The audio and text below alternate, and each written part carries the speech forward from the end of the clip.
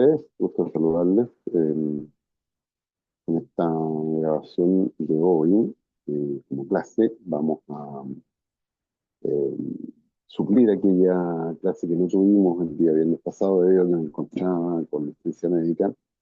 Y bueno, voy a pedir las excusas también de mi caso, debido a que aún estoy con mi voz un poco complicada, digamos, por este problema que tuve, pero que para efectos del desarrollo, digamos, del trabajo que estamos haciendo, nos va a permitir mejorar, digamos, ciertas condiciones, ciertas características de la clase obviamente. Como ustedes pueden ver aquí, nosotros tenemos un título, analizando el concepto de modernización. ¿Por qué razón?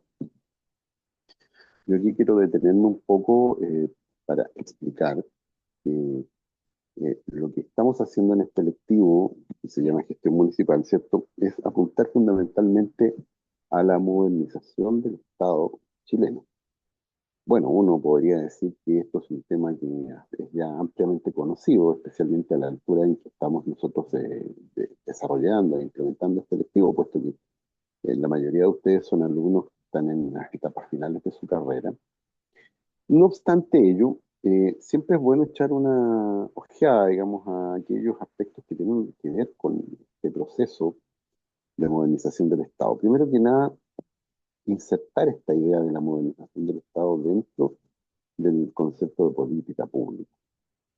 Efectivamente, la modernización del Estado es una política pública permanente, por lo tanto es una política de Estado, ¿cierto? Y además de ello, involucra dos aspectos que son, a mi juicio, fundamentales y que parecieran ser bastante simples de desglosar en esta frase titular, ¿cierto? Que significa modernización del Estado, porque por una parte aplica la palabra modernización y por otra parte la palabra Estado. Si uno va al Estado, ¿cierto? Bueno, nosotros tenemos un Estado unitario, un Estado que se definió en forma bastante clara en la Constitución de 1980, que ha sufrido una cantidad bastante grande de modificaciones. En el último proceso o periodo, digamos que lo vamos a titular así, ¿cierto? El periodo constituyente, en donde se sometieron al escrutinio de la ciudadanía, ¿cierto? Dos proyectos constitucionales que finalmente fueron rechazados. En ese periodo eh, se flexibilizaron las condiciones de quórum para poder, en el Congreso Nacional, eh, hacer modificaciones a la Constitución. Antes de ese periodo, o sea, antes de las consecuencias del estallido social del 2019, todas las acciones que tenían que ver con la modificación de la Constitución eran de quórum calificado y por lo tanto implicaba necesariamente un acuerdo político transversal de muy sólida y muy grande coalición o conjunto de coaliciones. Eh, Ello, con posterioridad al proceso que estamos señalando, ¿cierto? Se revierte y al revertirse naturalmente se produce, ¿cierto?, una condición distinta y esa condición distinta nos permite naturalmente el desarrollar un conjunto de modificaciones constitucionales y eventualmente plantear otras en el presente o futuro. En ese contexto de Estado, que es además un Estado de corte liberal, un Estado que construye una república democrática representativa, ¿cierto? Por lo tanto el modelo democrático es el de una democracia representativa, que significa que la soberanía está delegada desde la nación en cargos que son de elección popular y que normalmente tienen una duración limitada de años. En eso también hemos hecho modificaciones en el sentido de que muchos cargos que tenían antes duraciones más bien ilimitadas, como el caso de los alcaldes, ¿cierto?, fueron restringidos a 3 periodos. Entonces se ha ido avanzando, como ustedes pueden ver. O sea, desde otro punto de vista, para hacerlo vinculante, ¿cierto?, con la idea de la modernización, el Estado se ha ido modernizando. Bueno, esto es no algo nuevo. La modernización concreta del Estado es una cuestión, ¿cierto?, que aparece de manera concreta como política pública en el periodo de la administración Frei Ruiz Tagle. O sea, En el segundo gobierno civil democrático, digamos, que se produce en la época de la transición o de la postdictadura. Desde allí en adelante, ¿cierto? El Estado central comienza un proceso importante de modernización, eh, desde el punto de vista de sus procesos, desde el punto de vista de su gestión y desde el punto de vista de la formulación de sus objetivos. Básicamente, ¿cierto? El Estado se plantea desde el antiguo modelo burocrático avanzar hacia un modelo de planificación por resultados y por objetivos y finalmente se implementa, ¿cierto? Este nuevo modelo de planificación estratégica que además es incorporado, digamos, dentro de una serie de procesos de modernización que tienen que ver con los sistemas informáticos o las tecnologías de información. Luego de ello, podríamos decir que con la administración Lagos, ¿cierto? Se inicia un nuevo periodo modernizador que agrega otros elementos que están relacionados con las agendas de probidad.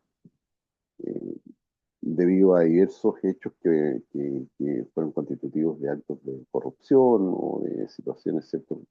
Reñidas con la ética funcionaria, durante aquel periodo que fueron ampliamente difundidos por la prensa, ¿cierto? Se llegó a un consenso entre el gobierno y la oposición con el fin de generar una agenda de probidad. Y de esta agenda de probidad aparece una serie de institucionalidades y de prácticas que van a ser sumamente importantes, una serie de leyes, ¿sí? Como por ejemplo aquella que regula lo que es el mercado público, o las compras públicas, aquella que regula el lobby, aquella que regula la transparencia, por mencionar algunas de ellas. Eh, por lo tanto, el Estado, ¿cierto?, inicia un proceso muy potente de modernización. Y en ese proceso potente de modernización, las municipalidades quedaron un poco al debe, ya no fueron consideradas o tomadas en cuenta de manera potente, diría yo. ¿Son parte del Estado? Sí. ¿Son una parte descentralizada y autónoma del Estado? También. Y finalmente no hubo, durante este periodo que hemos llamado de transición o postdictadura, ¿cierto? Una situación que pudiera afectar directamente a las municipalidades en el sentido de ser entes que fueran distintos de lo que era las municipalidades hacia el año 1992 o 1990, ¿cierto? Se inicia todo este proceso democrático.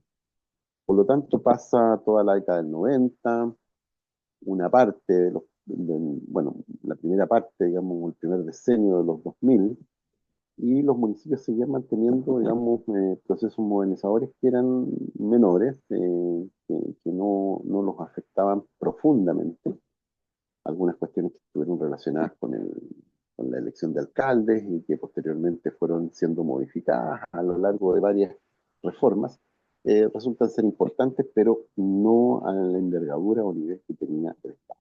Por lo tanto, eso es lo que quiero dejar como súper claro, porque la idea de la gestión municipal como la queremos analizar al día de hoy, y así lo haremos en las clases que tengamos durante el resto del semestre, tienen que ver fundamentalmente con hacer un análisis de casos, de situaciones que podríamos nosotros identificar como situaciones que son un ejemplo de modernización o un ejemplo tal vez de no modernización, y donde deberíamos estar el diente y donde deberíamos de tomar algunas acciones de carácter político, ¿cierto? Que finalmente se tradujeran en modelos de gestión nuevos, en sistemas institucionales más óptimos y en donde las condiciones de eficacia y eficiencia de los municipios fueran más efectivas.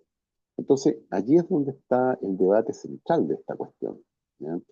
Y lo señalaba en la clase anterior y lo hemos ido desarrollando, digamos, en el transcurso también de, de las poquitas clases que hemos tenido hasta la fecha, y es que modernización implica un proceso que naturalmente tiene componentes históricos, tiene componentes culturales y tiene componentes de la política contemporánea actual, del hecho actual. Entonces, ahí hay ciertos elementos que nosotros debemos manejar y que debemos tener en consideración para que lo manejemos con absoluta claridad. ¿De qué hablamos realmente cuando hablamos de modernización? ¿No? Un primer acercamiento a esta idea de la modernización, ¿cierto? y que nos lleva necesariamente a identificar el concepto desde la Real Academia, por decir, bueno, una fuente que efectivamente nos permita, ¿cierto?, identificar qué significa una palabra, ¿ya? ¿A qué se refiere con aquello que es moderno? Ese es el punto. Porque si queremos llegar a la idea de modernización, bueno, eh, una cuestión muy simple, ¿cierto? Lo contrapuesto a lo antiguo, a lo clásico, a lo establecido, o sea, para pasar de una situación establecida debemos modernizar, cambiar, cambiar hacia algo moderno o algo nuevo, novedoso. ¿Ya? Por lo tanto, cuando hablamos de modernización del Estado, estábamos hablando de ser, ¿cierto?, que el Estado sufre profundos cambios. Y lo que estamos también proponiendo acá en este curso es que los municipios en un momento determinado comienzan a evolucionar hacia determinados cambios. Pero volvamos al concepto, porque no podemos nosotros identificar, ¿cierto?, un concepto sin darle una pequeña vuelta. Vuelvo de nuevo a esta idea de la modernización. ¿Ya? ¿Qué es lo moderno? ¿Ya? Ya vimos que la RAE tiene una mirada respecto a esto, pero ¿qué es lo moderno? ¿Ya? Eh, Incluso se habla de los tiempos modernos. ¿Ya? Y los tiempos modernos están asociados fundamentalmente de, a una forma de evolución de un tremendo proceso histórico, ¿ah? Que tiene que ver con una mirada del mundo distinta. Eh, cuando grandes filósofos políticos comienzan a darse cuenta, digamos, de la necesidad de hacer transformaciones y evoluciones desde el modelo monárquico absoluto hacia modelos más republicanos y democráticos, hay una vuelta atrás, ¿cierto?, de mirada y decir, vamos a ver qué se mira para atrás. ¿Qué se mira para atrás? El clasicismo de la Grecia antigua, el clasicismo, ¿cierto?, de la República Romana, antes de su imperio. Eh, Se hace una reflexión respecto de autores antiguos como Aristóteles. Eh, Se hace una reflexión respecto del concepto de soberanía, se hace una reflexión respecto de la idea de cómo un conjunto de todos ahora debe tener incidencia en la toma de decisiones. Y por lo tanto, a mí me parece totalmente pertinente señalarlo en esta clase que hacia el siglo XVIII, cuando hablamos del siglo XVIII estamos hablando de los 1700 y tantos, diversas situaciones eran claramente, digamos, condiciones sociales, políticas, económicas que ocurrían en el mundo, abrían la puerta hacia un cambio de ciclo, un cambio de periodo, digamos, en lo político, y que posteriormente tendría profundas repercusiones sociales. Económicamente, el mundo advenía a su primera revolución industrial y por lo tanto el formato de ciclo capitalista, ¿cierto?, pasa del capitalismo acumulador, bancario propio del Renacimiento, del siglo XV, del siglo XVI, ¿cierto? Pasa a un cambio de ciclo, ¿cierto?, que es el capitalismo industrial. Y con el capitalismo industrial y la acumulación de la riqueza, eh, la idea era construir cierto modelo tal que permitiera que los centros industriales se abastecieran de materias primas que estaban en las colonias. Y las colonias seguían siendo una parte no menor de América, evidentemente Asia y África. Y Europa, bueno, lo que hacía era expulmar de lo que hoy día llamamos commodities, ¿cierto?, de estas materias primas hacia estos focos, estos centros industriales. En consecuencia, los tiempos modernos tienen que ver, o la modernidad tiene que ver con esto, ¿eh? Tiene que ver con el cambio de ciclo económico, el cambio de ciclo político, el advenimiento de las burguesías que finalmente, ¿cierto?, deciden no solamente tener, como ya lo tenían, el poder económico, sino que también acceder al poder político. Y terminan desbancando a los reyes. Y efectivamente, ¿cierto?, la Revolución Francesa es un ejemplo nítido de esta evolución hacia un modelo ¿cierto? Distinto, a partir de un proceso muy violento, como de hecho fue la Revolución Francesa, pero procesos similares se vivieron antes que en Francia, en Inglaterra, ¿cierto? Con el desarrollo de un parlamentarismo monárquico en donde el rey queda supeditado a ciertas funciones, pero quien lleva, digamos, el control del gobierno es el parlamento, donde ya los grupos políticos comienzan a definirse, como en el caso de Inglaterra, los liberales y los conservadores, también conocidos en ese tiempo como los Whig y los Tory, eh, van consolidando un proceso, ¿cierto?, de cambio político, junto con el cambio social, junto con el cambio económico. ¿Bien? Eh, las nuevas tendencias, ¿cierto?, provocan repercusiones importantes en las colonias, especialmente en América, ¿cierto? Las 12 colonias inglesas en lo que sería más tarde Estados Unidos se rebelan en contra de Inglaterra y van a una guerra por su independencia, 1776.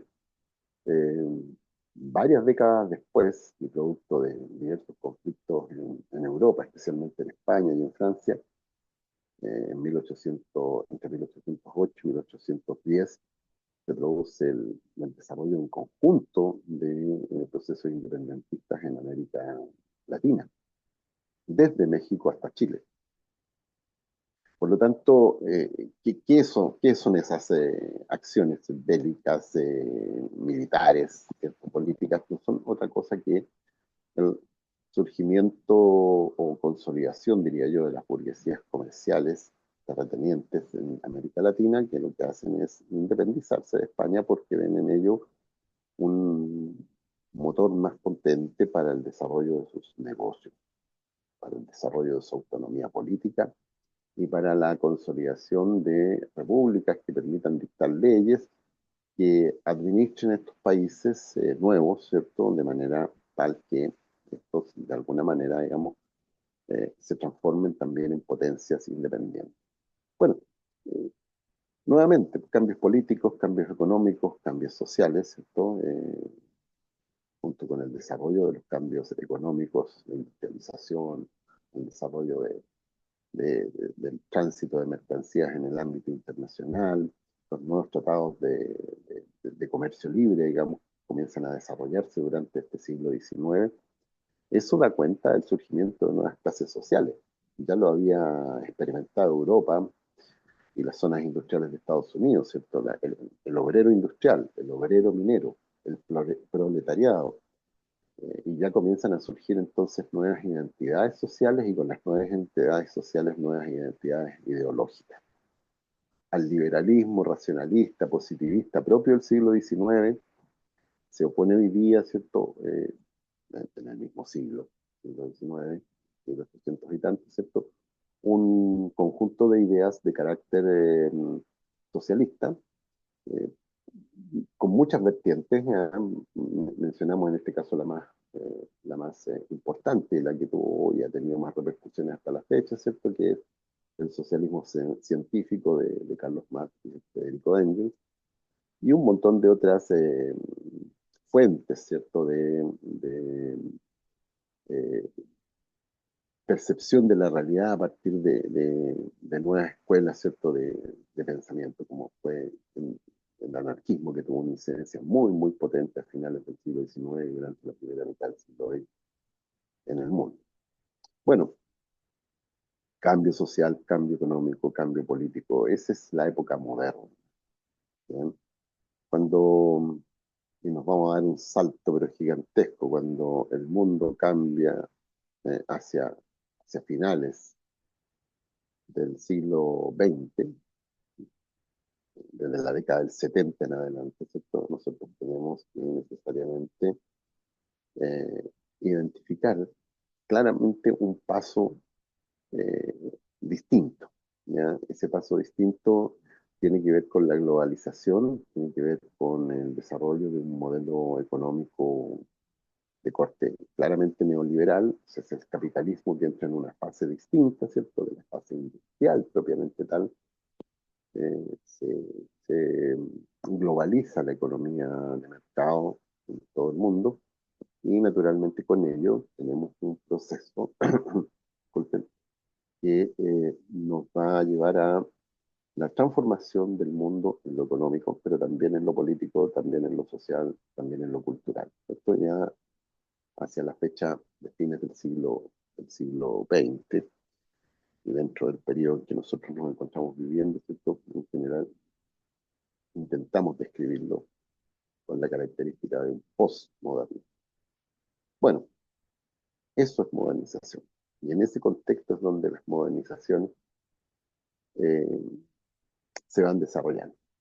Entonces, en ese contexto, tal como lo señalaba, ¿cierto? Hay otra palabra que es súper importante de tenerla en cuenta, que es la palabra descentralización. Nuevamente, la Real Academia de la Lengua Española dice transferir a diversas corporaciones u oficios parte de la autoridad que antes ejercía el gobierno supremo del Estado. Eso dice de la descentralización, la RAE. A su vez, un importante autor, Alexis Tocqueville, que habla sobre la democracia en América en el siglo XIX, señala sobre la descentralización lo siguiente: la forma más adecuada de organizarse para el ejercicio eficiente de esta, se refiere a la democracia, a su vez señala que la soberanía al residir en el pueblo permite que cada individuo tenga igual derecho a participar en el gobierno del Estado, y plantea que dicha situación puede verse reflejada en la comuna, donde todos participan directamente y deciden por mayoría sobre qué es más útil solucionar colectivamente. Entonces estamos aludiendo, ¿cierto?, a un proceso interesante desde el punto de vista de la idea de la descentralización como un medio para fortalecer la democracia. Fíjense, ahí hay un elemento súper importante, y para darle a la democracia un contexto mucho más amplio desde el punto de vista del ejercicio de la soberanía, no solamente en un contexto que podríamos llamar estrictamente representativo. Ahí está Alexis de Tocqueville, ¿ya?, uno de los cientistas políticos más importantes del siglo XIX. Eh, ¿Desde cuándo se inicia el proceso de modernización en los municipios chilenos? Ahí entrando en materia ya, luego de este análisis que es un poco más histórico, más filosófico, más en el plano de las ideas. Eh, ¿Cuándo se inicia este proceso? Bueno, claramente en la década de los 80 en el siglo XX. ¿Ya? Aquí vamos a hacer una reflexión nuevamente desde la bibliografía. ¿Ya? Vamos a citar a una profesora que es Verónica Valdivia, y vamos a revisar un interesante párrafo de su libro La alcaldización de la política. Eh, en él se puede advertir en forma bastante clara, digamos, esta idea de la descentralización, especialmente cuando la descentralización está acotada, digamos, a cuestiones que son muy específicas. Y por eso nos situamos en los años 80, o sea, en plena dictadura. Desde ese punto de vista, dice Verónica Valdivia, desde ese punto de vista, el régimen militar transformó al municipio en un nuevo aparato institucional encargado de cuestiones sociales clave, cayendo bajo su responsabilidad la política diseñada, la selectividad y focalización de las políticas sociales que desarrollaría el municipio, introdujo una importante modificación en el quehacer político, pues otorgó al jefe comunal un alto protagonismo, considerando que la lógica descentralizadora nunca implicó real autonomía, sino ejecución de las decisiones provenientes del poder central. Lo que se descentralizaba eran las etapas del proceso, pero no su lógica centralista. De ahí que el alcalde fuera visto como un representante del Ejecutivo, en quien radicaría el proyecto global de quien debía subordinación. De hecho, los alcaldes eran nombrados por el presidente de la República. Estamos hablando, ¿cierto?, de los años 80, estamos hablando de la dictadura, pero es un libro muy interesante que lo vamos a seguir citando eventualmente para ir comprendiendo los fundamentos de la ley orgánica municipal que rige hoy día, y los fundamentos de lo que es esta idea de un alcalde con bastante poder a la fecha. Citamos a otro autor para que también podamos ir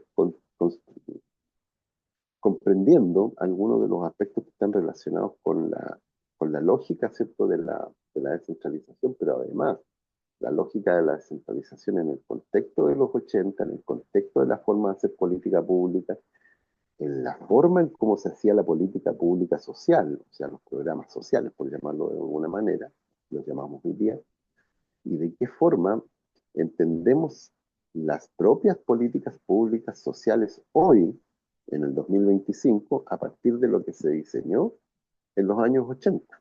Este análisis que hace Gabriela Salazar es también respecto de los años 80, ¿ya? Y lo refiere, digamos, en forma bastante clara en el siguiente párrafo de su libro.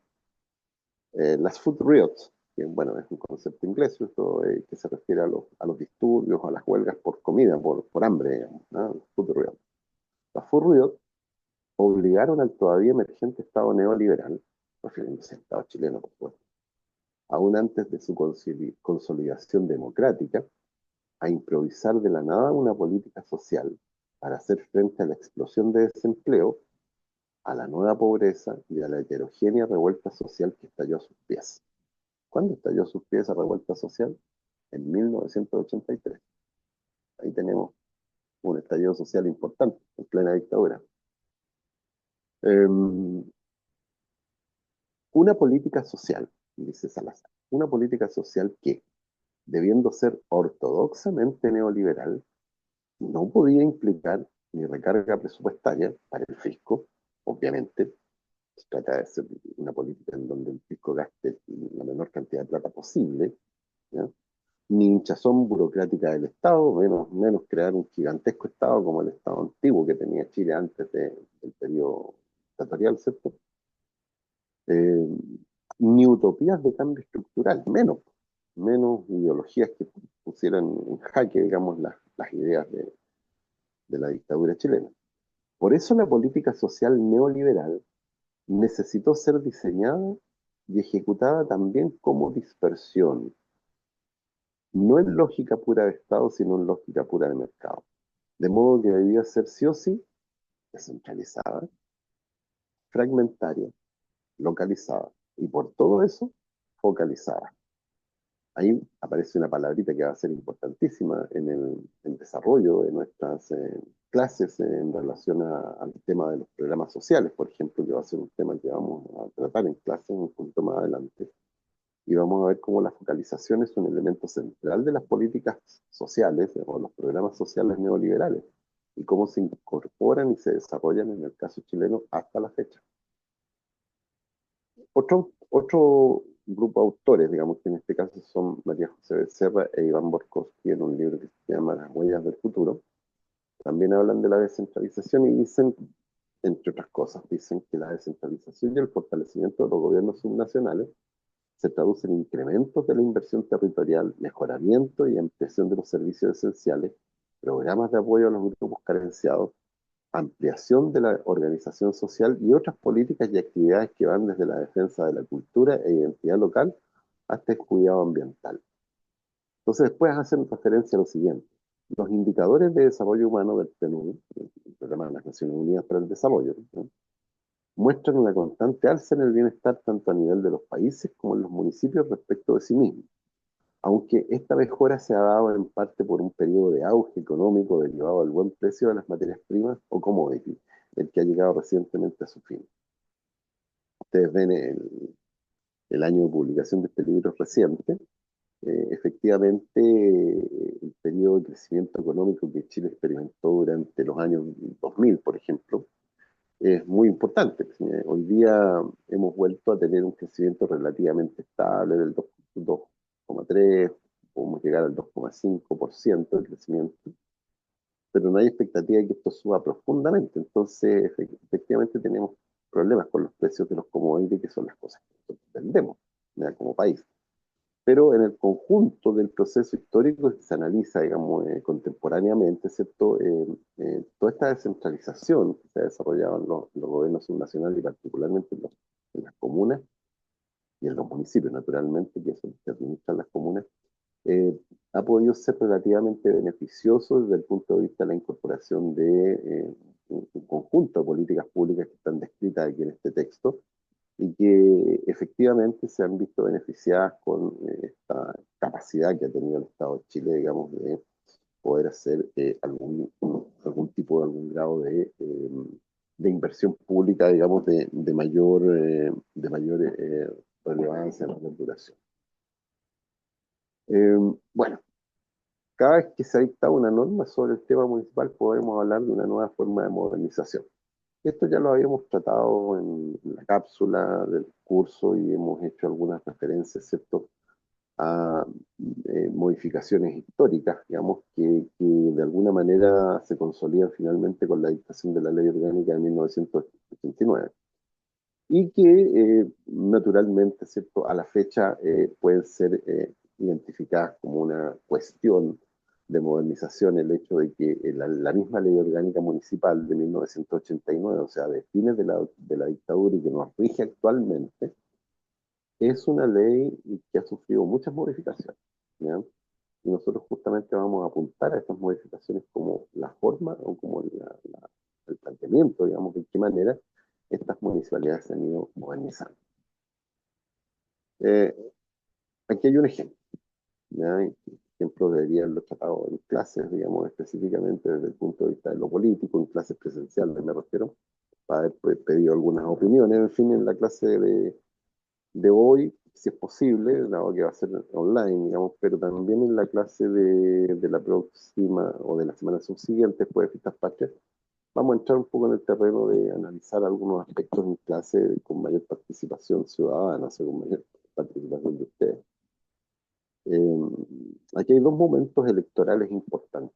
La elección de 1900, donde aparece una foto con una serie de caballeros ahí muy rigurosos, vestidos muy elegantes, pero son personas de clase media o de clase obrera que votaban por primera vez en 1900.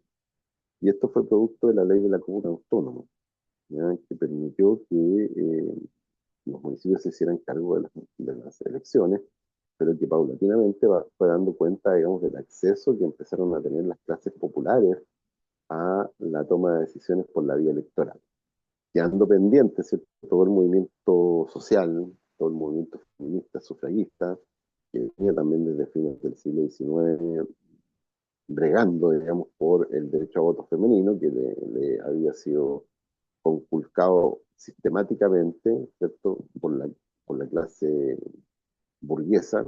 Estoy hablando solamente de Chile, pero esto ocurría en todo el mundo, y que no tenía ningún interés, digamos, en la participación de sectores obreros, campesinos y menos de mujeres, ¿ya? Efectivamente, en Chile las mujeres logran votar en 1935 en una elección, por primera vez, digamos, en una elección de alcaldes y regidores, y se eligen 22 regidoras y dos alcaldesas. Se elige la alcaldesa de San Felipe y la alcaldesa de Providencia. Por primera vez, en la primera oportunidad en que tienen derecho a voto y a ser elegidas, además, las mujeres. Ahí tenemos el dato que acabo de mencionar, ¿bien? Por lo tanto, ahí hay un hecho modernizador, sin duda, o sea, dos momentos modernizadores importantes en lo político, que tienen que ver con esta cuestión, que es el hecho de acceder a cargos públicos y al mismo tiempo a construir, ¿cierto?, en el contexto de los cargos públicos, eh, la capacidad de elegir y de ser elegidos o elegidas. Siempre el contexto es muy importante para entender por qué se producen procesos modernizadores, ¿ah? Efectivamente, el Estado, digamos, ha pasado por diversos momentos, por diversos procesos políticos que han tenido, digamos, un contexto. Y por lo tanto, nosotros no podemos escapar a los contextos y al ciclo político en que vivimos, ¿no?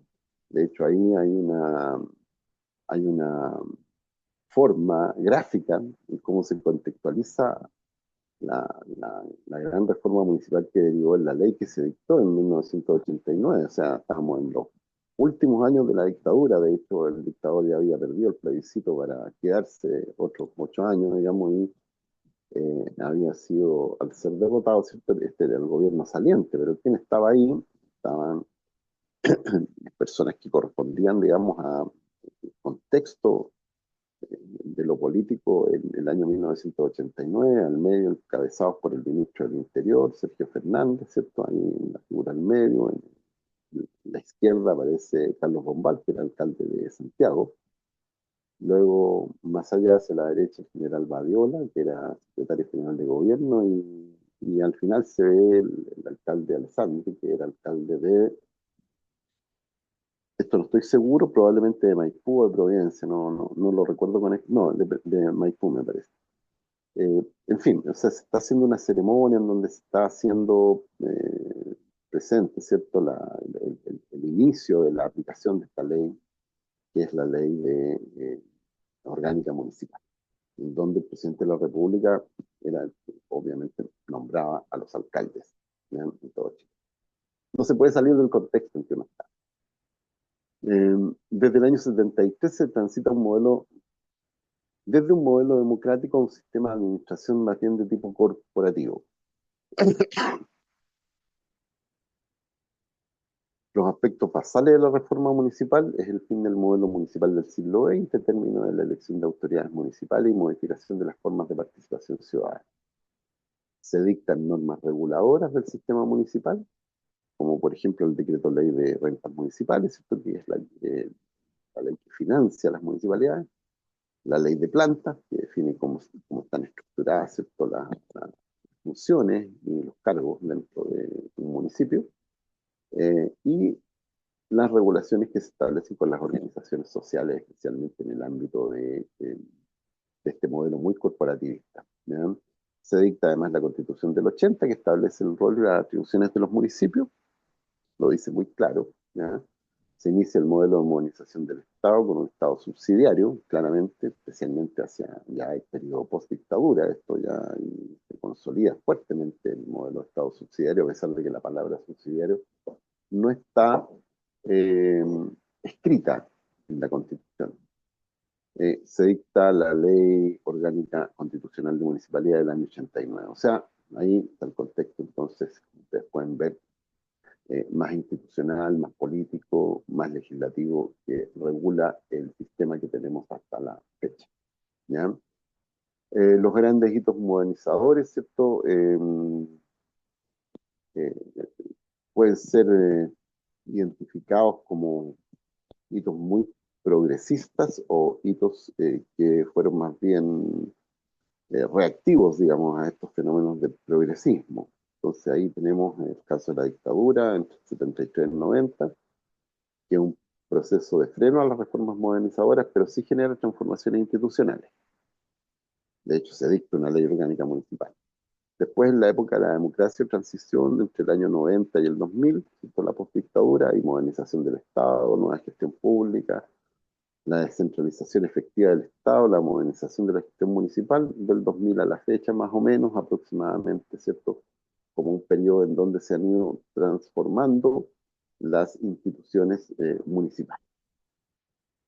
Eh, el primer abordaje de la modernización municipal es proponernos, ¿cierto?, saber si son los municipios chilenos órganos democráticos, como el primer elemento que uno tiene que poner en cuestión y reflexionar un poco respecto a esto.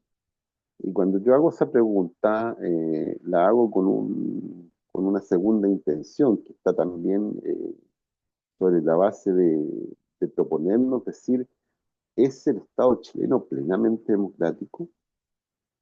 Y podríamos decir de otra manera más, ¿es la sociedad chilena plenamente democrática? Entonces uno necesariamente, en el caso municipal, dice, bueno, durante la dictadura los alcaldes eran funcionarios de confianza del gobierno, definitivamente. Durante los primeros años de democracia, 1990, 1992, continuaban en sus cargos los mismos alcaldes nombrados por la dictadura. O sea, el modelo institucional no había variado profundamente. No había variado, digamos, en su consolidación más compleja o más completa. Por lo tanto, desde ese punto de vista, naturalmente, ¿cierto?, hay un contexto Y en ese contexto nosotros tenemos que entrar a hacer una revisión, revisión, revisión importante. ¿Por qué? Porque el paradigma del sistema político municipal se produce, eh, produce un modelo político, ¿cierto? Mejor dicho, reproduce el modelo político nacional, que era el modelo político que tenía el país, autoritarismo corporativo. Las comunidades solo se expresan por medio de cuerpos sociales intermedios.